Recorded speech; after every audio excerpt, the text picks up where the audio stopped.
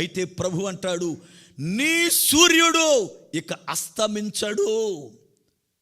Bible గ్రంథం ప్రకారం ఉదయము సూర్యోదయం పడవడానికి సూర్యుడు శూరునిలాగా పరిగెత్తుకుంటూ వస్తాడట బయటికి. సాయంత్రం వేళ కూడా అస్తమించి త్వరపడి తన గూటికి తాను వెళ్ళిపోవడానికి అదే రీతిగా పరిగెడతాడట ఆయన. అయితే ఇప్పుడు పరిగెత్తే ఆ సూర్యుడిని గురించి ఇక సూర్యుడు అస్తమించడు అన్నాడు. లేఖన గ్రంథ ప్రకారం సూర్యుడు ఖచ్చితంగా అస్తమించి తీరాలి. సూర్యుడు అస్తమించి తీరాలి. చూడండి వాక్య గ్రంథాన్ని, కీర్తన గ్రంథము 19వ కీర్తన, కీర్తన గ్రంథము 19వ కీర్తన 4-5 వచనాలు చదువుతున్నాను.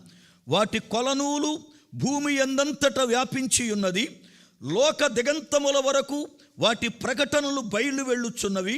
వాటిలో ఆయన సూర్యునికి గుడారము వేసెను. అతడు తన అంతఃపురములో నుండి బయలుదేరు పెండ్లి కుమారుని వలె ఉన్నాడు. శూరుడు పరిగెత్త నుల్లసించినట్లు తన పథమునందు పరిగెత్త నుల్లసించుచున్నాడు. అతడు ఆకాశమున ఈ దిక్కు నుండి బయలుదేరి ఆ దిక్కు వరకు దాని చుట్టూ తిరిగి వచ్చుచున్నాడు. అతని వేడిమికి మరుగైనది ఏదియూ లేదు. సూర్యుడు ఈ దిక్కు నుండి ఆ దిక్కుకి పరిగెడుతూ ఉన్నాడు. ఆయన పరిగెడుతూ ఉన్నాడు. కానీ ఇప్పుడు అంటాడు, నీ సూర్యుడు ఇక అస్తమించడు. నీ సూర్యుడు ఇక అస్తమించాడు అనగా నీ సూర్యుడు నిన్ను చీకటి చేయడు. నీ చంద్రుడు ఇక నీకేమాత్రము కూడా క్షీణింపడు. ఎందుకంటే చంద్రుడు క్షీణించే రోజు ఉంది. బైబిల్ గ్రంథం బోధిస్తుంది, యేసు ప్రభు వారి రాకడ దినములలో వచ్చేటువంటి కార్యాలు ఎలాగుంటాయంటే సూర్యుడు నలుపైపోతాడు, చంద్రుడు ఎరిపైపోతాడు. అనగా పులారా చంద్రుడు క్షీణించిపోతాడు. కానీ దేవుడు అంటాడు, నీ చంద్రుడు క్షీణించాడు, నీ సూర్యుడు అస్తమించాడు.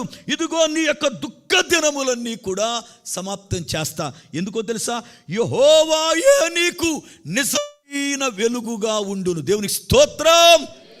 ఇప్పటివరకు సూర్య చంద్రుల వెలుగులో నువ్వు బ్రతికావు, కానీ సూర్య చంద్రుల వెలుగు కాదు.